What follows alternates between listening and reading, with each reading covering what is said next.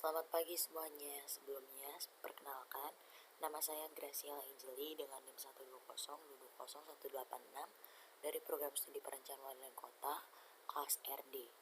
Di sini saya akan menjelaskan dan akan mempresentasikan tentang pembangunan wilayah berdasarkan teori Keynesian dengan dosen pengampu yaitu Bapak Asirin STMT. Di sini akan saya bahas yaitu outline resume. Yang pertama ada definisi teori Keynesian, yang kedua ideologi politik Keynesian, yang ketiga pokok pemikiran Keynesian, keempat penyebab kesenjangan wilayah, yang kelima kebijakan pembangunan wilayah, dan yang terakhir ada studi kasus. Untuk teori Keynesian sendiri adalah disebut juga Keynesianisme, awal mula dikembangkan oleh John Maynard Keynes, yang pendekatan khasnya berfokus pada sisi permintaan ekonomi dan peran pemerintah dalam meningkatkan dan mengelola permintaan. Ekonomi Keynesian juga umumnya berpendapat bahwa permintaan agregat berfluktuasi dan tidak stabil. Ekonomi pasar sering mengalami hasil ekonomi makro yang tidak efisien dalam bentuk resesi ekonomi dan inflasi, atau ketika permintaannya tinggi.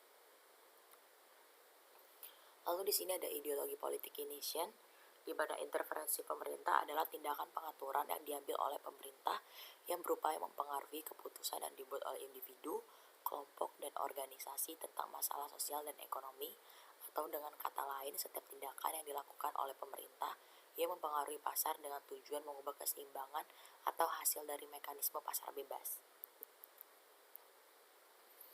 Lalu untuk ideologi politik Keynesian itu demokrasi sosial, yaitu adalah gagasan bahwa negara perlu memberikan keamanan dan kesetaraan kesempatan bagi rakyatnya, dan harus secara aktif menata ulang masyarakat dengan cara yang kondusif bagi perkembangan wilayah, tetapi perubahan tersebut harus dilakukan secara bertahap. Selanjutnya ada kohesi dan solidaritas teritorial nasional, di mana ini adalah kebijakan dengan tujuan meningkatkan kesejahteraan ekonomi wilayah dan juga untuk mengatasi kesenjangan wilayah. Kebijakan kohesi adalah strategi suatu negara untuk meningkatkan dan mendukung perkembangan harmonis secara keseluruhan dari wilayah-wilayah di suatu negara.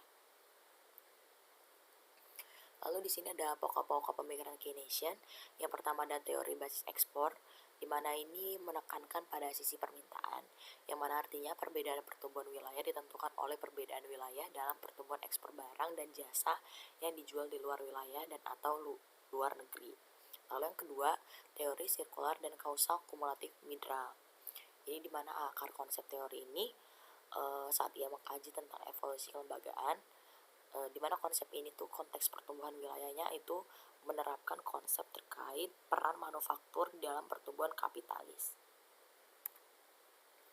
Next, teori kutub pertumbuhan, di mana teori kutub pertumbuhan ini mengacu pada sebab akibat kumulatif juga, khususnya hubungan potensial antara industri penggerak yang mampu menghasilkan pertumbuhan yang diinduksi melalui hubungan antar industri, baik ke belakang maupun ke depan.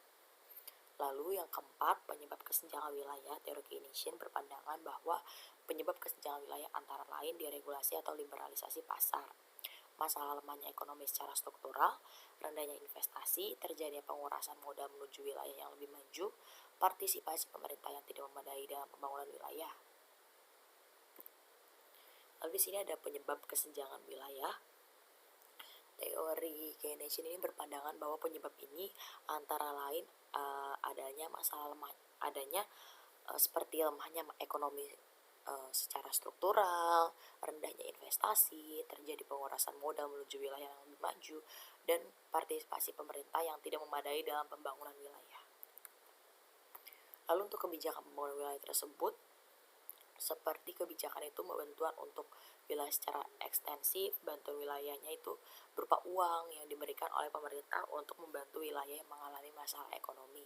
Dan kriteria yang dibantu itu seperti wilayahnya memiliki standar hidup yang rendah, kawasan tertentu yang perlu dibangun yang membutuhkan bantuan. Dan tujuan dari kebijakan ini itu didapatkan untuk meningkatkan perekonomian wilayah yang tertinggal dan untuk meningkatkan kohesi ekonomi wilayah. Lalu di sini saya akan mengambil studi kasus yaitu PT Pertamina Indonesia, di mana komitmen dan peran aktif Pertamina sebagai salah satu badan usaha milik negara BUMN Indonesia dalam program tanggung jawab sosial dan lingkungan atau TJSL dinilai mampu menciptakan nilai ekonomi dan sosial yang berkelanjutan untuk menggerakkan perekonomian nasional. Nah, untuk Pertamina sendiri itu sudah mendapatkan penghargaan, yaitu CSR Award 2022 dalam bidang ekonomi.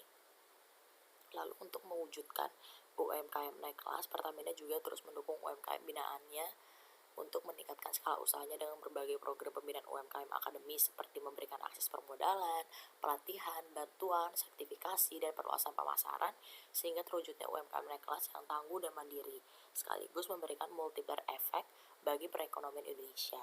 Dan beberapa program unggulannya dari PT Pertamina sendiri itu bersifat CSV Creating Shared Value, yang diantaranya itu terdapat Pinky Movement dan Endurance Entrepreneurship program juga mendapatkan apresiasi dari berbagai pihak.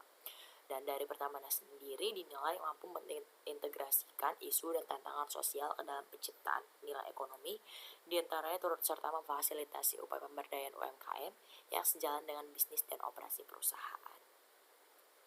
Sekian presentasi dari saya, kurang lebihnya mohon maaf. Terima kasih, saya akhiri. Selamat pagi.